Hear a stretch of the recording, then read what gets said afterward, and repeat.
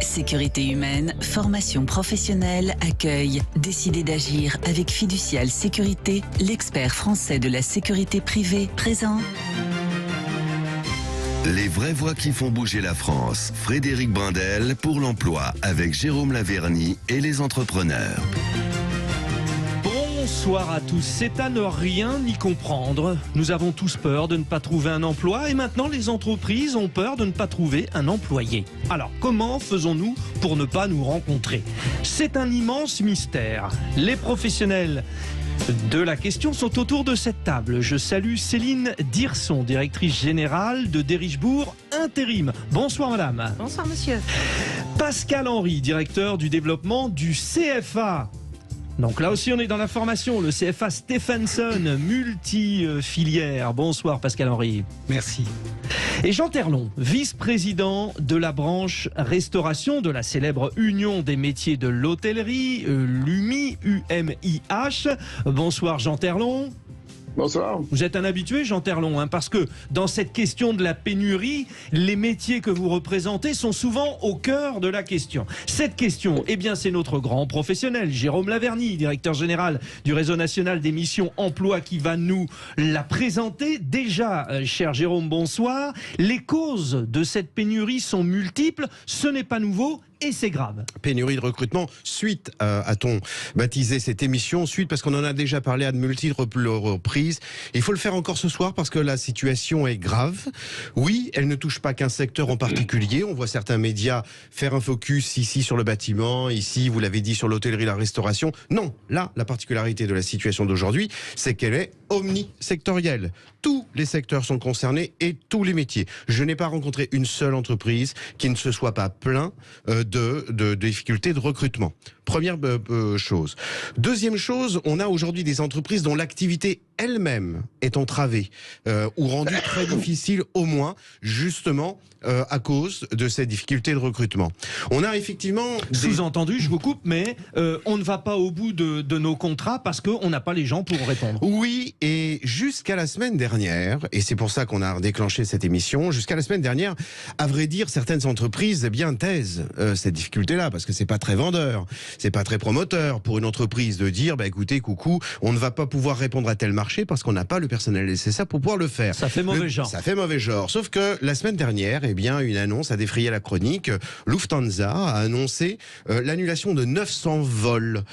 Et là, il y a deux choses nouvelles qui se sont produites. D'abord, premièrement, ça se produit aussi en Allemagne, et ça, il faut en tirer une petite leçon. C'est la compagnie aérienne en Allemagne. Mais là, pour le coup, la compagnie aérienne l'a dit ouvertement, 900 annulations de vols pour une raison, un manque de personnel. Il se trouve que s'il est important de refaire cette émission pour présager peut-être de l'avenir, comme on a tenté de le faire à plusieurs reprises, encore une fois, en lançant des alertes, c'est que cette entreprise a fait, là, la semaine dernière, ce qu'une autre avait fait au démarrage des Jeux Olympiques de Londres, en tirant la sonnette d'alarme. C'était 2012, déjà, 2012. Donc ça fait 10 ans. En tirant la sonnette d'alarme à quelques jours du démarrage des Jeux pour dire, voilà, nous avons décroché le marché de la sécurité et patatras, nous n'avons pas le personnel nécessaire pour l'honorer. C'était l'armée qui avait dû prendre le relais. Vous l'avez dit en introduction aussi, les causes sont multiples. Trêve de commentaires à la noix consistant à dire les salaires par-ci, les formations... Non, c'est tout qui doit être pris en considération dans une stratégie un petit peu plus fine que les banalités qu'on a entendues pendant les campagnes électorales et présidentielles et législatives. Parce qu'on a quand même eu un candidat qui se... Enfin bon, soyons pas désobligeants, mais qui parlait de baliverne en termes de pénurie de recrutement, de chimères, d'illusions. Il n'y croyait pas. C'était une invention d'économistes néolibéraux. Non. C'est pas simplement que l'apanage d'entreprises du CAC 40, comme il sait, leur porter préjudice. Non, c'est aussi et surtout pour de petites entreprises. Bref, ça n'est pas qu'une question de salaire. Jérôme Laverny, vous militez pour une réponse. C'est pas la première fois que vous le dites sur Sud Radio. Et on a bien entendu, et à chaque fois vous le démontrez. C'est ce qu'on va faire avec les invités. Vous militez pour une réflexion globale de la question. À commencer par une chose, et je finirai par là pour laisser le propos à nos invités. Manque de stratégie à long terme. Nous payons aujourd'hui l'addition très lourdement d'un défaut d'orientation que l'on n'a pas mis en place depuis 40, 50 ans, j'en sais rien, ou qu'on a fait semblant de mettre en place. Oui, à force de dire à des gosses, parce qu'ils avaient de mauvais résultats scolaires, qu'on les mettait dans une orientation professionnelle. C'est dire, allez toi, va bosser notamment dans les métiers manuels. Et ben maintenant, on paye le prix fort, et c'est bien fait pour nous, et il est donc temps de mettre en place une stratégie un peu plus sérieuse. Avec des appellations qui faisaient peur, nous, je vous rappelle, on nous disait, tu iras en CPPN si tu travailles pas bien. CPPN, en fait, c'était pour préparer des métiers manuels. Donc, c'est quand même pas une catastrophe, loin s'en faut. Céline Dirson, directrice générale de Derichebourg. Alors, Derichebourg, c'est un opérateur de services aux entreprises et aux collectivités. Vous êtes donc un interlocuteur. Juste sur la parenthèse évoquée, l'Allemagne, etc., vous agissez dans 13 pays. On est bien d'accord que ce n'est pas un problème franco-français, ça, le recrutement. Ah non, complètement. Après, moi, je vais plutôt parler de mon problème franco-français aujourd'hui. Bien sûr. Parce que, vous voyez, avant de rentrer dans le bureau, j'étais encore appelée par un client qui recherche 6 conducteurs sur Nantes. Nantes, ville où il fait bon vivre, 6 conducteurs qui n'arrivent pas à trouver. Alors, des conducteurs quoi, de transport? Conducteurs de transport, poids lourd. Donc, demain matin, je dois mobiliser mes équipes pour faire un mailing général France entière pour trouver des conducteurs. On en est là aujourd'hui où je suis sollicitée, moi, directement par des clients, 18h30, 19h, pour trouver partout. Il y a des gens qui ont besoin de travail. Pourquoi ces gens qui ont besoin de travail ne choisissent pas ces 6 postes? Concrètement, vous êtes une professionnelle, vous dites, tiens, un tel n'a pas pris ce poste, pourquoi ? Aujourd'hui, il y a plusieurs sujets. Le premier sujet sur l'intérim, je pense que nous, on a un défaut d'image où l'intérim, c'était souvent des jeunes de moins de 25 ans qui poussaient à la porte d'une agence de travail temporaire pour avoir un tremplin d'emploi. Aujourd'hui, l'intérim, c'est 38% qui débouchent sur un CDD, CDI. Donc aujourd'hui, on va travailler sur la reconversion, sur l'emploi des seniors. On en parle souvent, mais l'emploi des seniors est un vrai sujet aujourd'hui. Oui, ça c'est un énorme enjeu. Et on est capable de former. Ce qui est le pire, c'est qu'aujourd'hui, moi, ma profession est capable de former. Elle a les fonds pour former. Et elle a même des difficultés pour trouver des candidats à former. Donc il faut aussi que nous, notre métier d'intérim, s'ouvre à tous les profils. Ça, c'est le premier sujet. Donc déjà, il y a une part de communication, ça, exactement. Vous nous le dites. Ensuite, est-ce qu'ils sont bien payés, ces 6 postes? Oui, franchement, sur les conducteurs, après, c'est toujours difficile de dire qui est bien payé, pas bien payé. En tout cas, on est sur une fourchette de salaire qui est commune à toutes les entreprises. Donc il n'y a pas d'écart majeur, donc on est capable de trouver sur des salaires. C'est-à-dire, par exemple, un conducteur de transport, il va gagner combien par mois? Il peut être entre 2000 et 2500 euros brut mensuels par mois. Donc c'est largement au-dessus du fameux 1500 euros dont on dit que... Encore une fois, tout le monde est juge du salaire. Pour moi, l'enjeu majeur aujourd'hui, c'est la mobilité. On n'en parle pas assez. C'est comment pouvoir... on sait qu'on a des conducteurs, par exemple, sur la région parisienne. Comment les aider, par exemple, à bouger sur Nantes, à avoir des aides de mobilité. Donc je pense qu'il y a plusieurs enjeux. Il y a trouver les candidats, leur donner envie de trouver un nouveau poste avec de la formation. Je pense qu'on va beaucoup parler de formation parce que c'est un enjeu majeur. On va y revenir après, et puis de créer ce qu'on appelle un pacte mobilité, de pouvoir faire bouger les candidats et de leur proposer un plan de carrière et donner du sens à leur carrière. Ça, c'est très important aujourd'hui et je pense qu'on ne le fait pas assez. Sur le tour de table, Céline Dirson est directrice générale. Il faut retenir plusieurs choses dans ses propos. 1, elle est appelée par une entreprise. 2, elle mobilise elle mobilise ses équipes. Entendons le propos et tirons des leçons de ce genre de choses. 3, c'est pas très élégant là pour le coup, c'est pas très gentil pour le coup, mais le succès de Derichebourg Intérim dit combien il y a quelque chose qui ne va pas. Si autant d'entreprises acceptent et veulent passer par ces entreprises, il y a quelque chose qui ne va pas.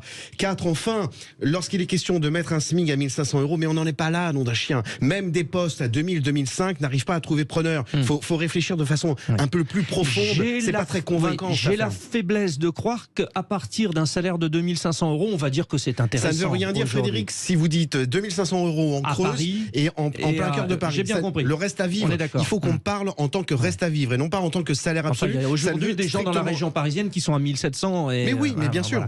Bon, sur la formation, Pascal Henry, directeur du développement du CFA Stephenson. On a évoqué cette question de la communication des jeunes. Est-ce que c'est bien? Est-ce que ils y vont, les jeunes? Ils ont envie Ils adhèrent. Alors, j'ai pas l'impression qu'on ait un problème de formation en France aujourd'hui, non? Pas du tout. Ben oui. Mais pas du tout. Aujourd'hui, Stephenson Formation est capable d'apporter toute coloration à une formation pour répondre à un besoin identifié d'une entreprise, pour ses besoins de monter en compétences, pour ses besoins, je veux dire, immédiat.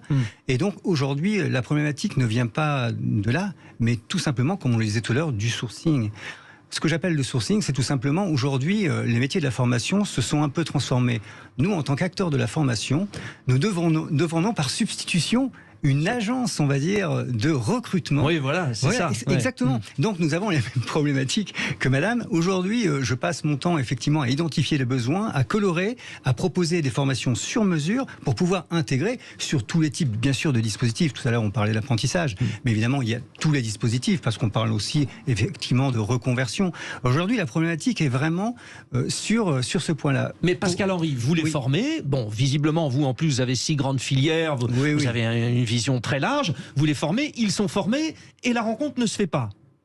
Alors la rencontre ne se fait pas, pourquoi? Alors je rajouterai quand même un élément, parce qu'effectivement il y a aussi des choses un peu politiciennes qui se sont passées ces dernières années qui n'ont pas aidé, mais il y a aussi quelque chose à prendre en compte, c'est aujourd'hui la volatilité, on va dire, des candidats, due à quand même à cette réforme, on va dire, de la formation professionnelle, mais aussi, je veux dire, à la libéralisation, on va dire, de la formation, qui a fait que l'offre s'est multipliée par 2 ou par 3, et aujourd'hui, les candidats se retrouvent avec une offre pléthore, sont sollicités. Mais ça c'est bien, ça c'est bien. Ça c'est bien. Ouais. Mais aujourd'hui, ça devient compliqué pour eux d'avoir un engagement pour aller au bout, on va dire, de leur démarche. Aujourd'hui, nous, on travaille vraiment poings et pieds liés avec les entreprises. Mais pourquoi c'est compliqué? Parce qu'ils hésitent, ils se disent tiens, je vais aller là, non? Oui, je pense qu'aujourd'hui, on a une grosse problématique aussi de travail avec les entreprises pour pouvoir, on va dire, corréler, on va dire, l'appétence vers, on va dire, l'engagement vers une marque, vers un secteur d'activité. Aujourd'hui, par exemple, on a des grosses problématiques sur le retail, sur la grande distribution. On parlait tout à l'heure du tourisme. Le tourisme, c'est aussi quelque chose... Il y a quand même une reprise, je veux dire, ne faut pas se voiler la face. Oui. On sait très bien que dans les quelques mois qui vont arriver, il y a plus de 150 000 postes qui sont attendus. Comme le disait monsieur... Jérôme Laverny. Oui, Jérôme Laverny. Il va y avoir certainement peut-être des abandons de filières ou de développement d'activités. Bon. Là, vous êtes... Alors, je vous écoute tous, Jérôme Laverny, vous, Pascal Henry, vous, Céline Dirson, et on va en parler dans un instant avec Jean Terlon, parce qu'on vient de parler du tourisme. Jean Terlon, ce sont les métiers de la restauration, les métiers de l'hôtellerie. Mais donc, j'entends bien, et ça sera votre petite minute avant la première pause, cher Jérôme Laverny, que... il y a peut-être une démarche des entreprises qui n'est pas constructive. 2 commentaires sur ce que vient de dire Pascal Henry. Premièrement, il faut casser le cou à ce commentaire précisément qu'on entend dans la presse et certaines voix politiques consistant à dire il faut améliorer la formation. Non, la formation, nous sommes un pays qui pour l'instant est formidablement outillé, a une capacité d'ingénierie. Le CFA Stephenson a dû mettre en place des ingénieries pour accompagner le recrutement de certaines entreprises. Mais ce qu'il faut dire aussi... Donc ça c'est heureux. Ça c'est heureux. Mais ce qu'il faut dire aussi, c'est que les besoins de recrutement touchent également les organismes de formation. Et ce n'est pas l'apanage que des entreprises. Par ricochet, les organismes de formation peinent parfois à recruter dans certaines filières, même lorsqu'il y a un emploi à la clé, et même lorsque il y a un emploi durable. Cette difficulté de recrutement, elle touche aussi les organismes de formation. Il faut le dire aussi. Je perçois derrière ça aussi un peu la fameuse chanson de Johnny Hallyday qu'on me donne l'envie d'avoir envie. Il est temps d'aller voir Jean Terlon. Dans un instant, on marque une petite respiration sur Sud Radio et on évoque cette question des métiers de la restauration. Sécurité humaine, formation professionnelle, accueil. Décidez d'agir avec Fiducial Sécurité, l'expert français de la sécurité privée, présent. Les vraies voix qui font bouger la France. Frédéric Brindel pour l'emploi avec Jérôme Laverny et les entrepreneurs.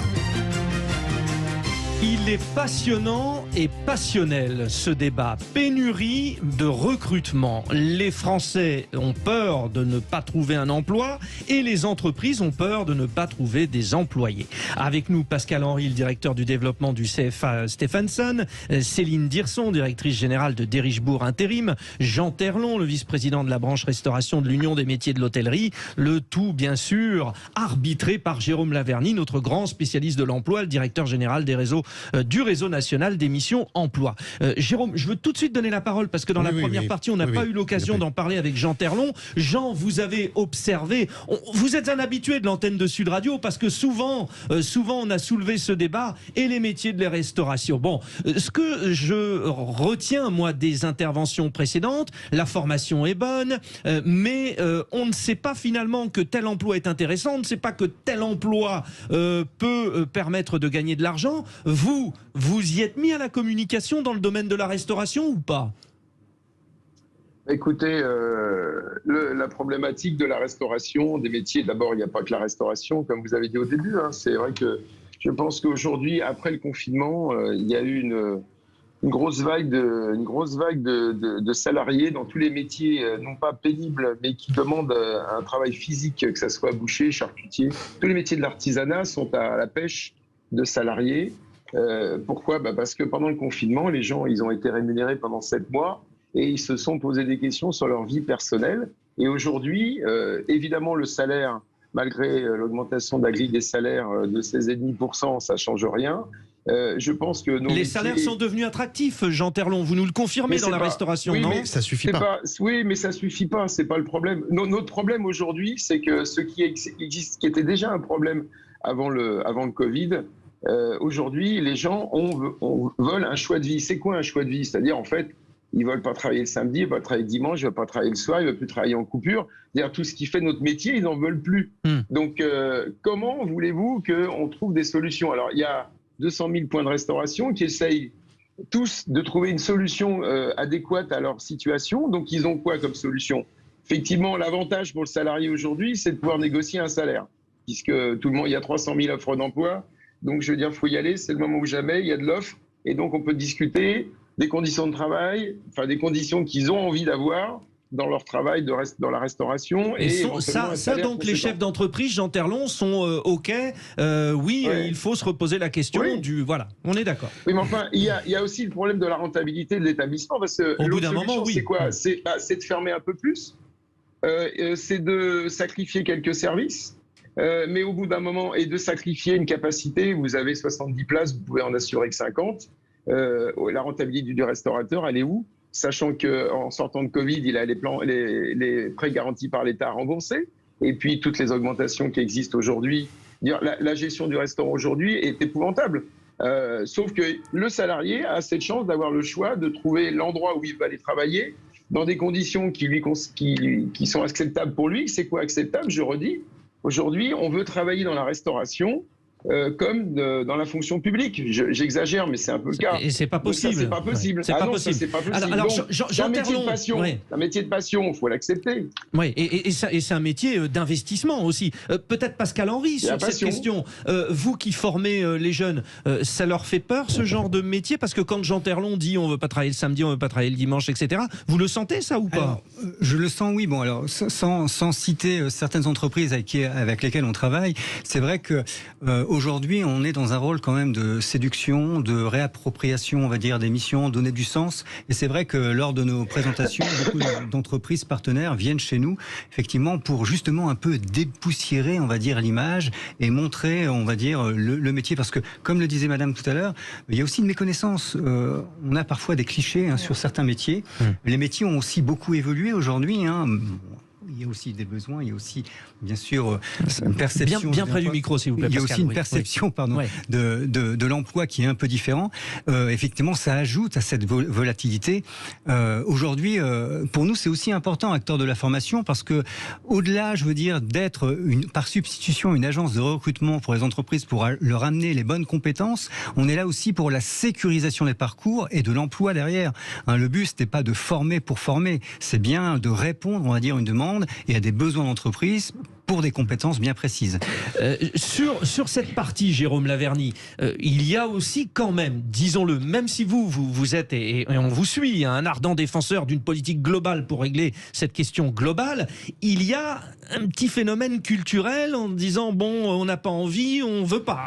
Vous avez tout à fait raison de parler de phénomène culturel. Il faut revoir la copie de l'orientation, non pas tant dans le contenu, mais dans l'esprit.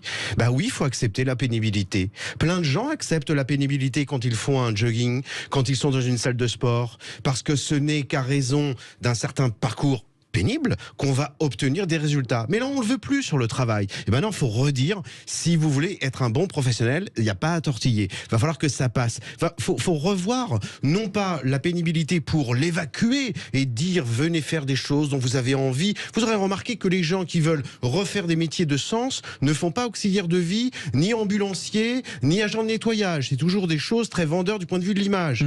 Non, il faut revoir le rapport à la pénibilité, non pas tant dans un esprit de mortification et se faire mal, non, mais accepter la pénibilité comme faisant partie de quelque chose qui, dans un parcours de vie, va nécessiter un beau résultat. On ne monte un mur que en soulevant des pierres qui sont immanquablement très lourdes. Bon. Or, les gens l'acceptent pour le sport, et bien il faut l'accepter pour le travail. Alors ça, bon, vous parlez à un sportif de formation, donc moi je comprends totalement ce que vous dites, mais quelqu'un à qui on donne un challenge, finalement, on lui dit oui, ça sera pénible, il faut passer par une période d'apprentissage, d'investissement, tout ça. Le but du jeu, alors il y a plusieurs choses, il y a l'épanouissement, il y a la reconnaissance, mais tout le monde va vers aussi une chose, l'installation sociale. Je me tourne vers vous, Céline Dirson, au bout d'un moment, il faut quand même que quelqu'un qui se pose la question de l'enjeu de s'investir dans un projet se dise, tiens, je pourrais avoir une famille que je nourrirai, je pourrais avoir un lieu où j'habiterai et qui sera agréable. On est exactement dans la quête de sens et on en parle souvent. Moi, mon métier, il a beaucoup bougé, il a beaucoup évolué. Il y a 10 ans, quand la restauration, le bâtiment cherchait des candidats, nous, on appelait les candidats, on leur proposait le poste, ils nous disaient oui ou non, ils y allaient. Aujourd'hui, on n'en est plus là. Aujourd'hui, il faut donner du sens, il faut donner des perspectives. Moi, j'ai fait un sondage intéressant auprès de mes équipes il y a 48 heures où je leur demandais comment ils se projetaient. Et 63% de mes collaborateurs veulent évoluer dans les 5 prochaines années. Mais si on ne le sait pas, on ne leur donne pas de perspective. Aujourd'hui, je ne peux pas me contenter de recruter des gens, des collaborateurs, leur dire tu vas faire tel poste. C'est tout, et ça s'arrête là. Aujourd'hui, quand on recrute, on donne du sens, on donne des perspectives, on donne de l'évolution, et je crois que les gens ont besoin de ça aussi aujourd'hui. On appuie sur un bouton, on est sur une variable d'ajustement et on attend.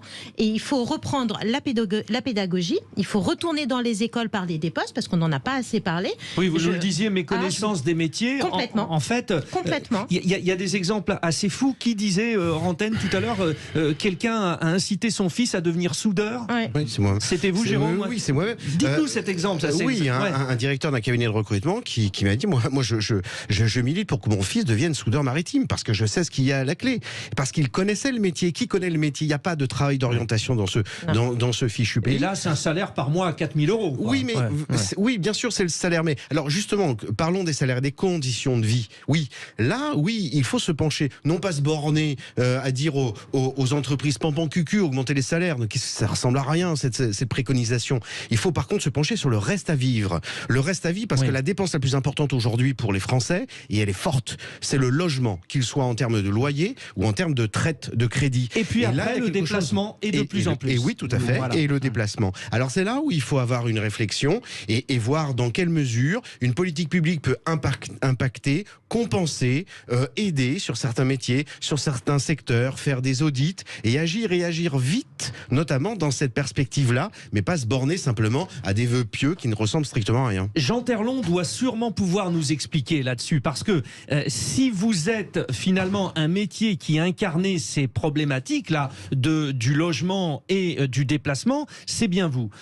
Quelqu'un qui habite dans la banlieue d'une grande ville, qui doit faire 30 km, s'il commence le matin à 9h et qu'il rentre le soir à 17h, il peut se caler sur des transports en commun plus ou moins efficaces. Si ce n'est pas le cas, travaille le week-end, etc., et vous, c'est votre domaine, la restauration, là ça change tout. Donc ça veut dire une voiture, donc ça veut dire aussi faire des déplacements. Vous avez senti, Jean Terlon, que ces derniers temps, votre domaine professionnel avait pâti de cette évolution du coût des loyers, des déplacements?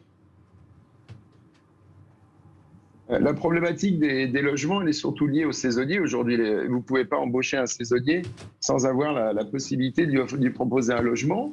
Donc évidemment, nous, on a besoin de salariés parce qu'il y avait le phénomène de la coupure. Mais donc comme la coupure, ils n'en veulent plus. Quoique, si on prend l'exemple de Thierry Marc qui a proposé une prime coupure et comme par hasard, ils ont tous envie de reprendre la coupure. Donc ça veut dire quand même que l'argent les intéresse encore un petit peu. Donc, mais la coupure pose évidemment des problèmes de transport. Effectivement, quand vous avez un restaurant avec une coupure, il vaut mieux d'abord être pas trop loin de chez soi et avoir un transport personnel, motorisé ou pas motorisé, parce que de toute façon, le soir, il y aura toujours des problèmes de transport en commun. Donc, mais je pense qu'il faut vraiment arrêter de parler de pénibilité. Moi, je préfère le mot un travail physique. Et un travail physique n'est pas un travail pénible, comme vous avez dit tout à l'heure. On ne s'inquiète pas de faire du sport. Bien sûr, ça se développe. La pratique du sport se développe. Hein. Oui, en plus. Il y a un mot sur l'apprentissage.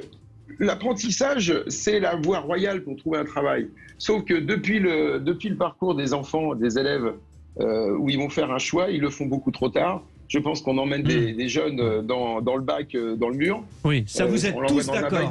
On les envoie à l'université. On revient au problème de l'orientation. Tout à fait. Berkoff, ce matin, a fait intervenir André Berkoff sur Sud Radio, tous les jours de 12h à 14h. Il y a une enseignante qui était écœurée parce qu'on avait relevé le niveau, on avait relevé les notes à son insu.